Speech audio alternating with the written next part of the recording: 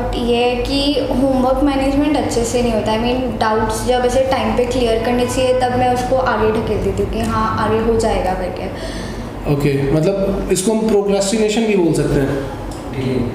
हाँ, डिले कर दिया कि जिस मोमेंट पे हमें करना चाहिए था उस टाइम पे नहीं किया, ये सोच लिया कि हाँ ठीक है बाद में कर लेंगे। तो वो एक जो हम लोगों ने एक अर्जेंट और इम्पोर्टेंट मैट्रिक्स बनाई थी, वो तुमने शायद देखा होगा वीडियो जो उस पर बनाया था।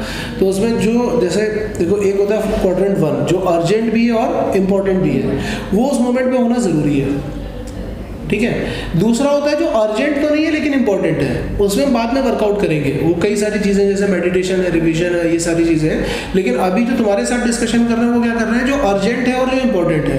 जैसे सपोज हमको कुछ होमवर्क मिला, असाइनमेंट मिला, अर्जेंट भी है इंपॉर्टेंट भी है, हमें उस मोमेंट पे करना है, सॉल्व करना है, टाइम बाउंडेड स्टडी करनी है। इजी पहले करना है, बिल्कुल सही बात है। जो डिफिकल्ट है उनको टिक कर लो।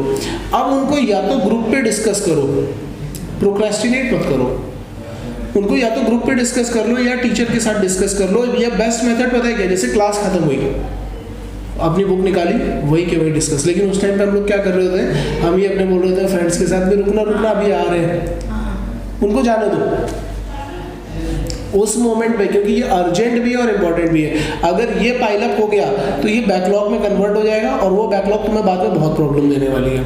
तो सपोज कभी ऐसा होता है कि नहीं लग रहा है कि हाँ आज बहुत सारे डाउट्स हो गए और डाउट क्लास नहीं मिल पाई है, सर से फ़ोन पे पर्सनली बात कर सकते हो, ग्रुप पे डिस्कशन कर सकते हो, या फिर क्या करो क्लास के बाद रुक जाओ 10 मिनट 5 मिनट आधे घंटे जितना भी हो, डाउट ख़त्म करो।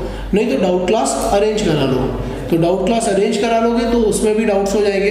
अदरवाइज ऐसा लग रहा है कि नहीं मेरे अपने पर्सनल डाउट्स हैं, सबके डाउट नहीं है, क्लास के बाद रुक गए, ठीक है, वो उस मोमेंट पे ख़त्म कर दिया। लेकिन जो अर्जेंट और इम्पोर्टेंट है वो उस मोमेंट पे करना ज़रूरी है। आप प्रोक्रेस्टिनेट करोगे तो काफ़ी प्रॉब्लम होने वाली है। तो वो वैसे भी दिखाई पड़ती है, रिजल्ट में भी दिखती है, क्योंकि अगर डिफिकल्ट क्वेश्चन आ गया तो वो हमें लगता है कि हमने तो किया ही नहीं था, ये होता है। समझ में आ रहा है? तो प्लानिंग स्ट्रॉन्ग रखो। प्लानिंग के साथ साथ में तुम्हें क्या करना है, जो भी डाउट्स हैं वो डिस्कस कर लो आकर के साथ में। Clear? Stay connected with us on YouTube channel Machephy Eduworld and Facebook page Machephy Eduworld to get such informative videos, the problems of students and their solution which they are facing during the JEE preparation।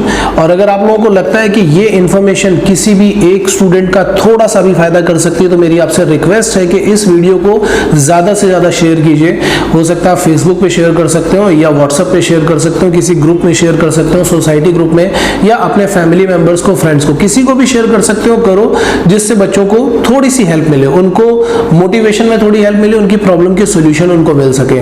और video lectures के लिए भी आप हमारे channel को recommend कर सकते हैं। थैंक्स।